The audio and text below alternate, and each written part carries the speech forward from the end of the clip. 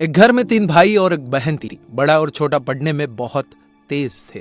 उनके माँ बाप उन चारों से बेहद प्यार करते थे, मगर मझले बेटे से थोड़े परेशान से थे। बड़ा बेटा पढ़ लिख कर डॉक्टर बन गया, छोटा भी पढ़ लिख कर इंजीनियर बन गया, मगर मझला बिल्कुल आवारा और गवार बन के ही रह गया। सबकी शादी हो गई। बहन और मझले को छोड़ दोनों भाइयों ने लव मैरिज की थी। बहन की शादी भी अच्छे घराने में हुई थी। आखिर भाई सब डॉक्टर इंजीनियर जो थे। अब मझले को कोई लड़की नहीं मिल रही थी। पिताजी भी बहुत परेशान थे और माँ भी। बहन जब भी मायके आती थी सबसे पहले छोटे भाई और बड़े भैया से मिलती थी, मगर मझले से कम ही मिलती थी, क्योंकि वह न तो कुछ दे सकता था न घर पे जल्दी मिल सकता था। वैसे वह दिहाड़ी मजदूरी करता था, पढ़ नहीं सका था तो यही काम था। मझले की शादी किए बिना पिताजी गुजर गए। माँ ने सोचा कहीं अब बंटवारे की बात न निकले, इसलिए अपने ही गांव से एक सीधी सादी लड़की से मझले की शादी करवा दी। शादी होते ही न जाने क्या हुआ कि मझला बड़े लगन से काम करने लगा। दोस्तों ने कहा, ए चंदू आज अड्डे पे आना। चंदू बोला, आज नहीं, फिर कभी। अरे तू शादी के बाद तो जैसे बीवी का गुलाम ही हो गया है।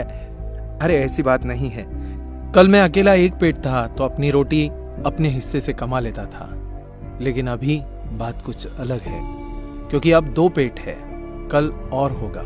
घर वाले नालायक कहते थे, चलता था, मगर मेरी पत्नी मुझे कभी नालायक कहे तो मेरी मर्दानगी पर एक बद्दी गाली है, क्योंकि एक पत्नी के लिए उसका पति उसका घमंड, इज्जत और उम्मीद होता है।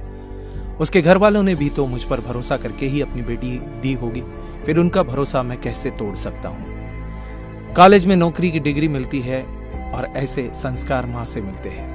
इधर घर पे बड़ा और छोटा भाई और उनकी पत्नियां मिलकर आपस में फैसला करते हैं कि जायदाद का बंटवारा हो जाए, क्योंकि हम दोनों लाखों कमाते हैं मगर मझला ना के बराबर कमाता है। ऐसा नहीं होगा। माँ के लाख मना करने पर भी बंटवारे की तारीख तय होती है। बहन भी आ जाती है, मगर चंदू है कि काम पे निकलने के लिए बाहर आता है। उसके दोनों भाई उसको पकड़कर भीतर लाकर बोलते हैं कि आज तो रुक जा, बंटवारा कर ही लेते हैं।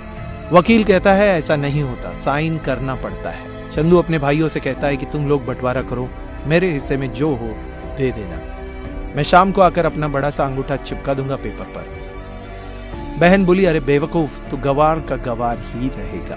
तेरी किस्मत अच्छी है कि तुझे अच्छे भाई और बहन मिले हैं। फिर माँ बोली, अरे चंदू आज रुक जा, बंटवारे में कुल 10 बीघा जमीन में से 2 भाई 5-5 रख लेते हैं और चंदू के लिए पुश्तैनी घर छोड़ देते हैं। तभी चंदू जोर से चिल्लाता है, अरे फिर हमारी छुटकी का हिस्सा कौन सा है? दोनों भाई हंसकर बोलते हैं, अरे मूर्ख, बंटवारा भाइयों में होता है, बहनों के हिस्से में सिर्फ उसका मायका ही है। चंदू कहता है, ओह, शायद पढ़ा लिखा न होने में ही मूर्खता है। ठीक है, आप दोनों ऐसा करो, मेरे हिस्से की वसीयत मेरे बहन छुटकी के नाम कर देना। दोनों भाई चकित होकर बोलते हैं, और तू?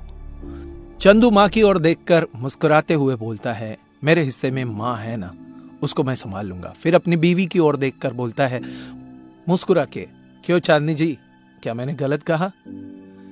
चांदनी अपनी सास से लिपट कर कहती है, इससे बड़ी वसीयत क्या होगी मेरे लिए कि मुझे माँ जैसी सासू मिली और बाप जैसा ख्याल रखने वाला पति। बस यही शब्द थे जिन्होंने बंटवारे को सन्नाटे में बदल दिया। बहन दौड़कर अपने गवार भैया से गले लगते हुए रो रही थी, माफ कर दो भैया, मुझे क्यों नहीं समझ में आया कि आप इतने महान हो। चंदू अपनी बहन से कहता है, इस घर में तेरा उतना ही अधिकार है जितना हम सबका।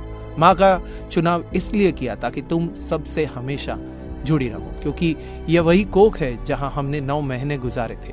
माँ के साथ तुम्हारी यादों को मैं हमेशा देखना चाहता हूँ। दोनों भाई दौड़कर मझले से गले मिले और रो रो कर कहने लगे, आज सचमुच तू बड़ा हो गया है। सबकी पलकों में पानी ही पानी, सब एक साथ फिर से रहने लगते हैं। जब लोग अनपढ़ थे तो परिवार एक हुआ करते थे। मैंने टूटे परिवारों में अक्सर पढ़े लिखे लोग देखे हुए हैं। अगर आपको ये कहानी अच्छी लगी हो तो आपकी कमेंट नीचे बॉक्स में जरूर बताइएगा, और अगर ये वीडियो अच्छा लगा हो तो लाइक कीजिएगा, शेयर कीजिएगा ज्यादा से ज्यादा लोगों तक। ऐसे इंस्पिरेशनल वीडियोस के लिए सब्सक्राइब कीजिएगा हमारे YouTube चैनल और फॉलो करें हमारे Facebook पेज को। धन्यवाद।